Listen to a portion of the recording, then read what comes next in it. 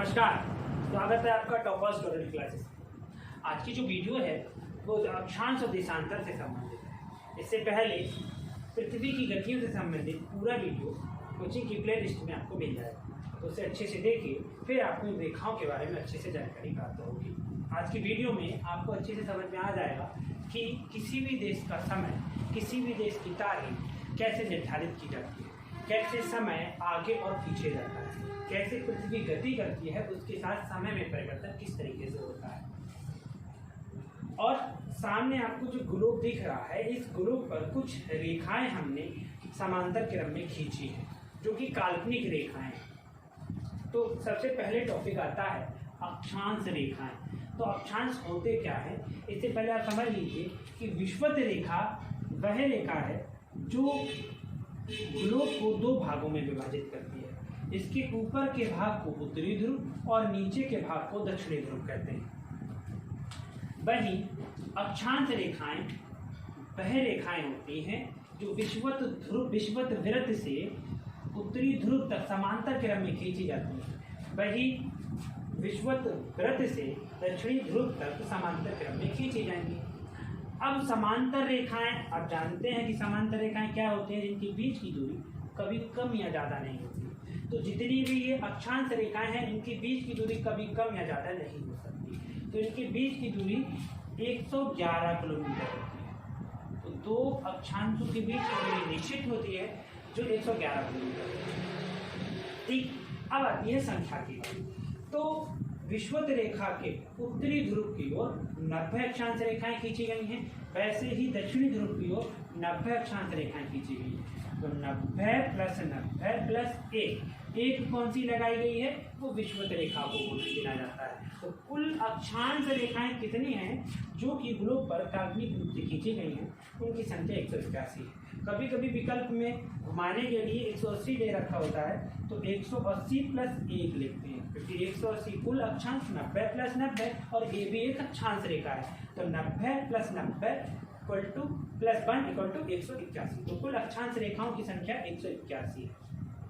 ठीक, अक्षांश रेखाओं का प्रयोग तापमान और जलवायु निर्धारण के लिए किया जाता है। कभी कभी इनका प्रयोग ही पूछ लेता है। जैसे देशांतर रेखाओं का प्रयोग तिथि और समय निर्धारण के लिए किया जाता है, ठीक वैसे ही अक्षांश रेखाओं का उपयोग तापमान और जलवायु निर्धारण के लिए किया जाता है। ठीक, अब विषुवत रेखा से 23.5 डिग्री ऊपर चले जाइए, जो कि कर्क रेखा कहलाती है। कर्क रेखा 23.5 डिग्री उत्तरी अक्षांश रेखा कहलाती है। वैसे ही 23.5 डिग्री नीचे चले जाइए, वो मकर रेखा 23.5 डिग्री कहलाती है। आप उत्तरी ध्रुव पे और ऊपर जाइए, क्योंकि 66.5 डिग्री है, उसको आर्कटिक रेखा, वहीं 66.5 डिग्री नीचे पहुंचेंगे तो वो अंटार्कटिक रेखा कहलाती है। इस बारे में जानकारी पिछली वीडियो में भी दी गई थी। ठीक, अब उत्तरी ध्रुव और दक्षिणी ध्रुव की बात करें तो कर्क रेखा और मकर रेखा के बारे में थोड़ी जानकारी प्राप्त करते हैं। तो कर्क रेखा क्या है? कर्क रेखा 23.5 डिग्री उत्तरी अक्षांश है। इस पर वर्ष में एक बार जब सूर्य की किरणें लंबवत होती हैं, जो कि दिन 21 जून का होता है, वह दिन उत्तरी अक्षांश का, उत्तरी ध्रुव का सबसे बड़ा दिन कहलाता है। कौन सा दिन? 21 जून एक उत्तरी ध्रुव का सबसे बड़ा दिन है। ठीक वैसे ही आप दक्षिणी ध्रुव पर आ जाइए, तो जब मकर रेखा पर सूर्य की किरणें लंबवत होती हैं, तो वो दक्षिणी ध्रुव का सबसे बड़ा दिन होता है। तो वो 22 दिसंबर का दिन है। ठीक, तो 21 जून और 22 दिसंबर। वैसे ही आप जब विषुवत रेखा पर आते हैं, तो विषुवत रेखा पर जब सूर्य की किरणें लंबवत होती हैं, तो दिन और रात बराबर होते हैं। तो ये जो दिन है वो 21 मार्च और 23 सितंबर का दिन है। तो आपको 3 रेखाओं के बारे में अच्छे से जानकारी प्राप्त हो गई। जो कर्क रेखा है, कर्क रेखा पर सूर्य की किरणें जब लंबवत होंगी तो 21 जून का दिन होगा, तो उत्तरी अक्षांश का सबसे बड़ा दिन है, उत्तरी ध्रुव पर सबसे बड़ा दिन है। ठीक वैसे ही जब दक्षिणी ध्रुव पर कोई किरणें लंबवत होंगी, दक्षिणी ध्रुव के मकर रेखा पर जब लंबवत होती है, वो दिन 22 दिसंबर का दिन होता है। ठीक है, ये 22 दिसंबर, 21 जून और 22 दिसंबर। तो तो वो दक्षिणी ध्रुव का सबसे बड़ा दिन होता है। इसके बारे में जानकारी पिछले वीडियो में मैंने पूरी दे रखी। और विषुवत रेखा पर जब लंबवत होगी तो 21 मार्च और 23 सितंबर वो दिन और रात बराबर हो जाएंगे। ठीक, अब आते हैं थोड़े आगे की जानकारी। जब हम देखते हैं कि हम अगर भारत की स्थिति देखें तो ये भारत यहाँ पर है, जिसको मैंने अलग से दिखा रखा है। ये भारत की स्थिति यहाँ है, यानी उत्तरी पूर्वी गोलार्ध में भारत यहाँ कहीं है। अर्थात जो बीच में से निकल रही है कर्क रेखा, कर्क रेखा भारत को बीचों बीच से काटती है, यानी भारत को आधे आधे भागों में विभाजित करते हुए कौन सी रेखा जाती है, तो कर्क रेखा।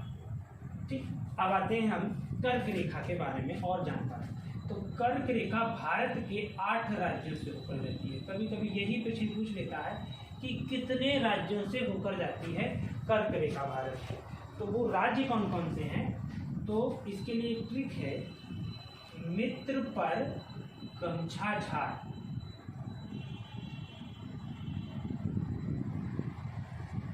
मित्र पर गमछा झाड़, तो इसके लिए ट्रिक को आप ऐसे याद कर सकते हैं। इसका अर्थ होता है मिजोरम, ये त्रिपुरा, ये पश्चिम बंगाल, ये राजस्थान, ये गुजरात, ये मध्य प्रदेश, ये छत्तीसगढ़,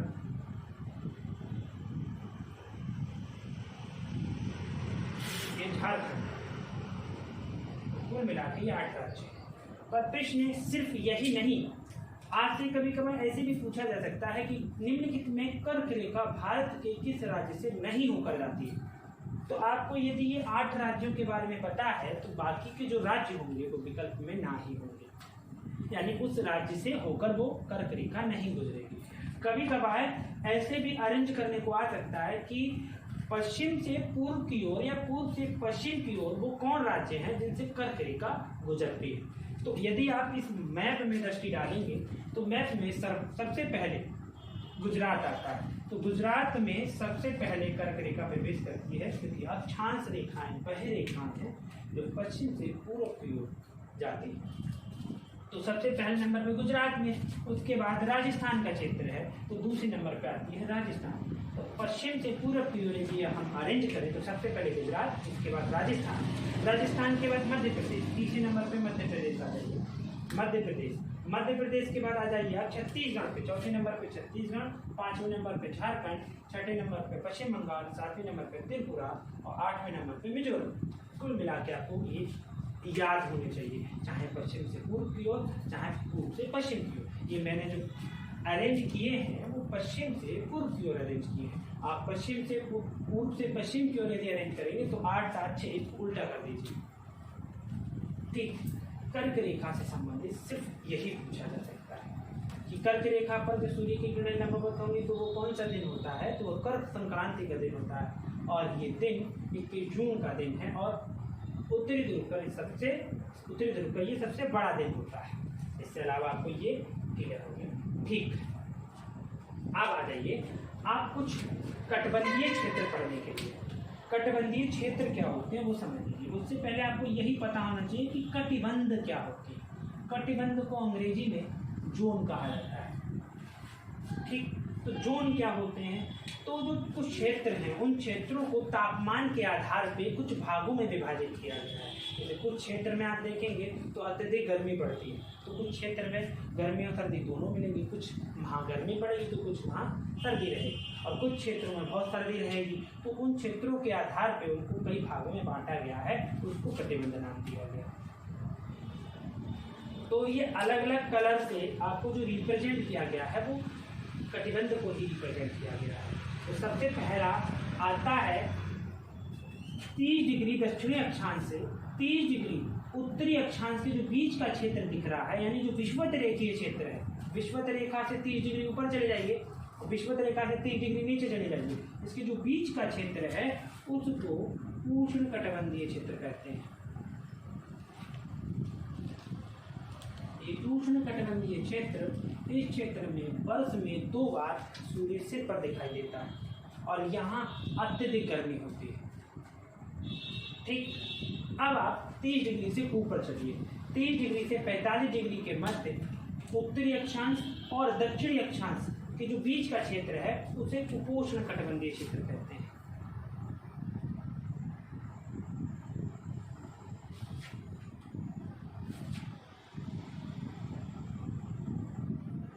उपोष्ण कटिबंध, ठीक। अब आ जाइए 45 डिग्री से ऊपर। तो 45 डिग्री से 66.5 डिग्री उत्तरी और दक्षिणी अक्षांश, 45 डिग्री से दक्षिणी और उत्तरी अक्षांश के जो बीच के क्षेत्र होता है उस क्षेत्र को शीतोष्ण कटिबंधीय क्षेत्र कहते हैं।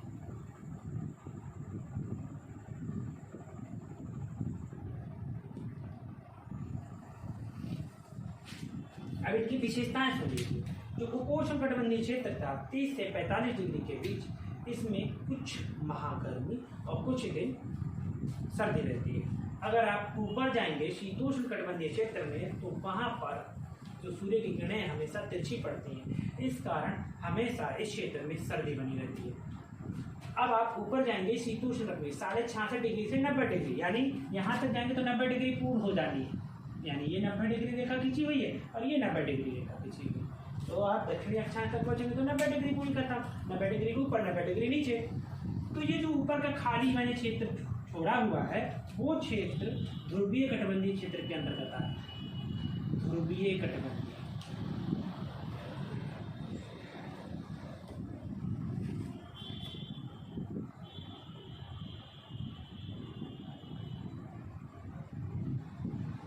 ठीक।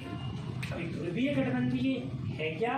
ये 66.5 डिग्री से 90 डिग्री तक के क्षेत्र को उत्तरी अक्षांश और दक्षिणी अक्षांश, दक्षिणी ध्रुव और उत्तरी ध्रुव, जो 66.5 डिग्री से 90 डिग्री तक के क्षेत्र को ध्रुवीय कटिबंधीय क्षेत्र कहते हैं। इस क्षेत्र में अत्यधिक तापमान कम हो जाता है, तापमान अत्यधिक कम हो जाता है, इस वजह से हमेशा बर्फ जमी रहती है। तापमान कम होने की वजह से बर्फ जमी रहती है और ये क्षेत्र ध्रुवीय कटिबंधीय क्षेत्र होता है और इस क्षेत्र में कभी भी सूर्य की किरणें नजर नहीं आती। और इसके बाद अब हम शुरू करेंगे। चलिए, अब जो अगला टॉपिक है इसी से जुड़ा हुआ वो देशांतर रेखाओं का टॉपिक है। देशांतर रेखाएं क्या होती हैं पहले इसको समझ लीजिए। तो दोनों ध्रुवों को मिलाने वाली रेखा देशांतर रेखा कहलाती है। ये रहा दक्षिणी ध्रुव और ये रहा उत्तरी ध्रुव। तो दक्षिण से उत्तर की जो रेखाएं खींची जा रही हैं, दोनों ध्रुवों को मिलाया जा रहा है, इन रेखाओं को देशांतर रेखाएं कहते हैं। ये जो रेखाएं खींची गई हैं, इन रेखाओं के बीच की दूरी बिल्कुल भी निश्चित नहीं होती। कभी भी ऐसा क्वेश्चन नहीं पूछा जा सकता है कि दो देशांतर रेखाओं के बीच की दूरी कितनी होती है। हाँ, एक क्वेश्चन ये पूछा जा सकता है कि दो देशांतर रेखाओं की सर्वाधिक और न्यूनतम दूरी कहाँ पर होती है या फिर कितनी होती है। तो दो देशांतर रेखाओं की सर्वाधिक और न्यूनतम, दो देशांतर, दो देशांतर रेखाओं की सर्वाधिक दूरी विषुवत रेखा पर होती है। देखो यहाँ दिख रहा है, ये सबसे ज्यादा चौड़ी यही तो दिख रही है, इससे ज्यादा चौड़ी नहीं दिखेगी। तो सबसे ज्यादा चौड़ी ये यहाँ दिखेगी और सबसे कम कहाँ जाके ये जुड़ जा रही है। तो कुछ सबसे कम दूरी ध्रुवों पर दिख रही है जो कि 0 है। तो सबसे कम दूरी कहाँ पर रहती है? दो देशांतर रेखाओं की ध्रुवों पर। और सबसे ज्यादा दूरी कहाँ रहती है? विषुवत रेखा। तो अगर आपसे पूछा जाए कितनी रहती है तो सही उत्तर होगा 111.3 किलोमीटर। तो लगभग दो अक्षांशों के बीच की दूरी के बराबर दो देशांतरों के बीच की दूरी विषुवत रेखा पर होती है 111.32 किलोमीटर। वहीं यदि आपसे प्रश्न ये पूछा जाए कि सबसे कम, सबसे न्यूनतम दूरी दो देशांतरों की कहाँ पर होती है, तो ध्रुवों पर होती है जो कि 0 किलोमीटर होती है। ठीक है, तो ये विषुवत रेखा पर हो गई विषुवत रेखा और ये है ध्रुवों पर।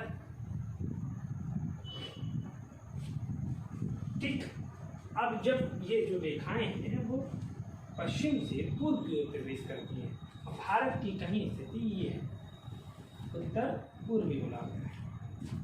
ठीक, अब आता है दूसरा प्रश्न कि इनकी संख्या कितनी होती है। तो संख्या के लिए ग्लोब में 180 रेखाएं, 180 प्लस 180, 180 इधर है, इसके पीछे भी 180 खींची गई है, तो 180 प्लस 180 कितनी होगी 360।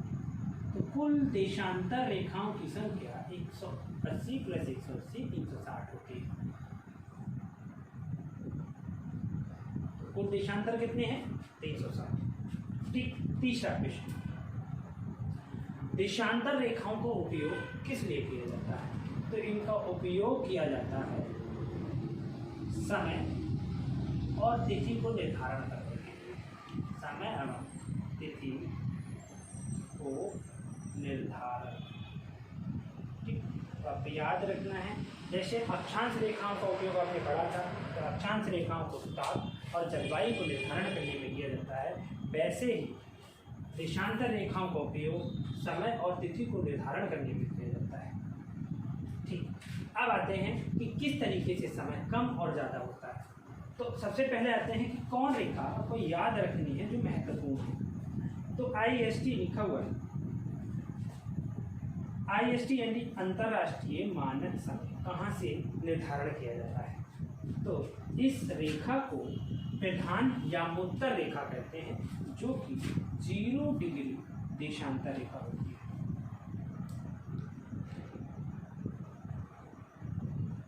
0 डिग्री देशांतर। तो आपका महत्वपूर्ण प्रश्न ये बनता है कि अंतर्राष्ट्रीय मानक समय रेखा कौन सी होती है। तो वो है मानक प्रधान यामोत्तर रेखा या 0 डिग्री देशांतर रेखा। ये रेखा इंग्लैंड के ग्रीन मीन से गुजरती है। ग्रीन मीन टाइम इसलिए बोला जाता है, ग्रीन मीन टाइम। तो ये इंग्लैंड के ग्रीन पिच से होकर गुजरती है, इसलिए इसको ग्रीन मीन टाइम भी बोला जाता है। अब प्रत्येक देश के साथ यही समस्या है कि अगर आप देखेंगे कि भारत की ही बात करें तो भारत का आप अलग अलग राज्यों में जाएंगे तो समय कम और ज़्यादा होता है। ये सिर्फ भारत के ही साथ नहीं, हर राज्य में ऐसा होता है। जैसे जैसे देशांतर रेखाएं आगे बढ़ती जाती हैं या पीछे हटती जाती हैं, उसी के साथ समय कम और ज़्यादा होता जाता है, समय बढ़ता और घटता रहता है। अब समस्या ये है कि यदि एक समय की बात करें तो एक समय कैसे निर्धारित किया जाए। तो हर किसी देश का माध्य निकाला गया। तो कौन रेखा किस देश के मध्य से होकर गुजरती है, वो रेखा डिसाइड करती है कि कौन देश की ये रेखा समय को निर्धारित करेगी। तो वैसे ही ये 0 डिग्री इंग्लैंड से होकर जाती है, इसको अंतर्राष्ट्रीय समय रेखा माना जाता है। और यही रेखा डिसाइड करती है, यदि मान लीजिए यहाँ पे 0 डिग्री देशांतर है तो इधर जाते हैं, क्योंकि पृथ्वी पश्चिम से पूर्व की ओर गति करती है। तो ठीक वैसे ही आप ग्रीनविच रेखा 0 डिग्री देशांतर से आप पूर्व की ओर जाएंगे तो समय बढ़ेगा और यहाँ समय पीछे होगा। ठीक, अब कैसे बढ़ता है और कैसे घटता है वो समझते हैं। ठीक, तो पृथ्वी 24 घंटे में अपना एक चक्कर पूरा कर लेती है, अर्थात 360 डिग्री घूम जाती है। ठीक, अगर हम इसको काटें तो 24 एकम 24 और 24 पंजे 120। तो एक घंटे में पृथ्वी 15 डिग्री की दूरी तय करती है। प्रश्न पूछा गया है कि एक घंटे में पृथ्वी कितनी डिग्री आगे बढ़ जाती है या पीछे हो जाती है। तो 15 डिग्री की दूरी एक घंटे में पूरी करती है। ठीक वैसे ही यदि 2 घंटे की निकाली जाए तो 2 घंटे की दूरी पृथ्वी 30 डिग्री, 2 घंटे में पृथ्वी 30 डिग्री की दूरी तय करती है। ठीक, अब घंटे को अगर आप मिनट में परिवर्तित करें और आप 1 डिग्री का निकालें तो 1 घंटे में कितने मिनट होते हैं 60 मिनट। और 60 मिनट में दूरी तय करेगी 15 डिग्री। ठीक, तो इसको काट दीजिए, 15 एकम 15, 15 चौका 60, यानी 1 डिग्री में पृथ्वी 4 मिनट की दूरी तय करती है।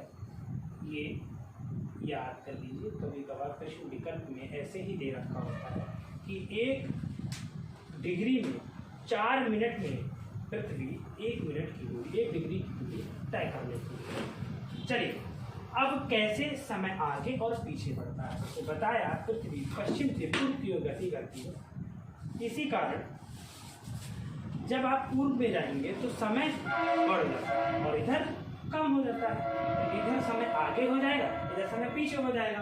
तो आप इधर जाएंगे तो 0 से 80 डिग्री, 0 से 180 डिग्री तक जाएंगे तो लगभग 12 घंटे बढ़ जाएंगे। और इधर बढ़ेंगे तो 12 घंटे बढ़ेंगे। तो यहाँ पर अगर आप देखेंगे तो इस जगह पे और इस जगह, इन दोनों जगहों में 1 दिन का फर्क होता है। ये दिन एक पहले हो जाता है, ये बाद में होता है।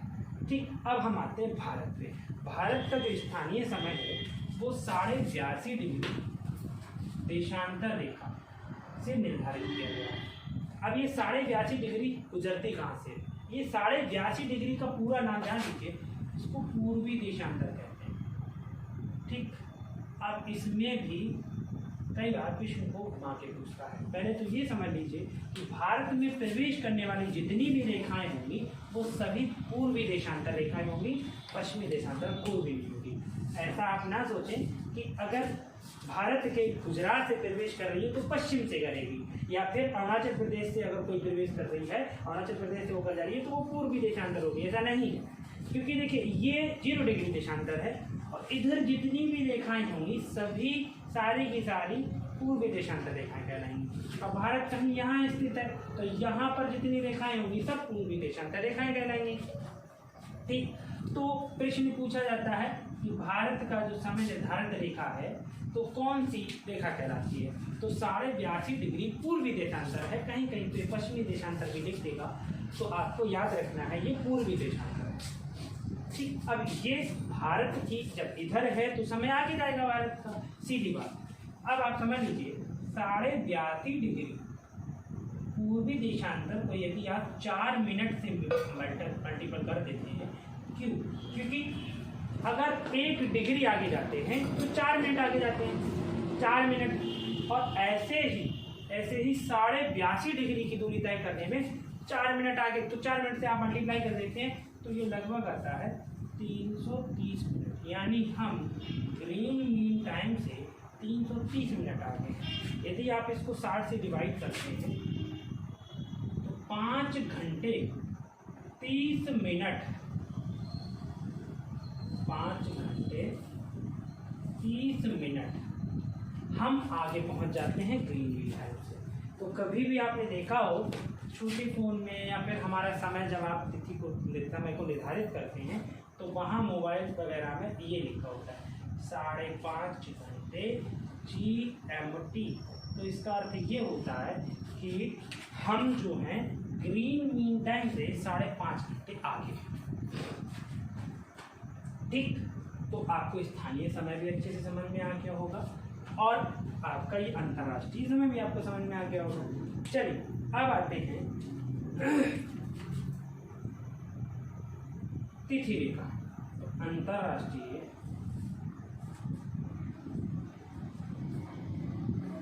तिथि रेखा क्या है? तो अंतर्राष्ट्रीय तिथि रेखा 180 डिग्री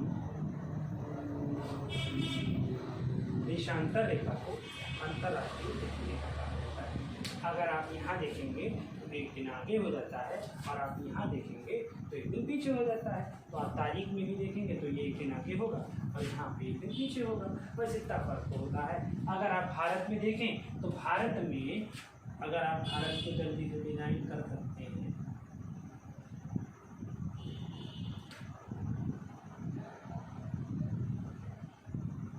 देखिए, तो ये रहा अरुणाचल प्रदेश, ये रहा गुजरात।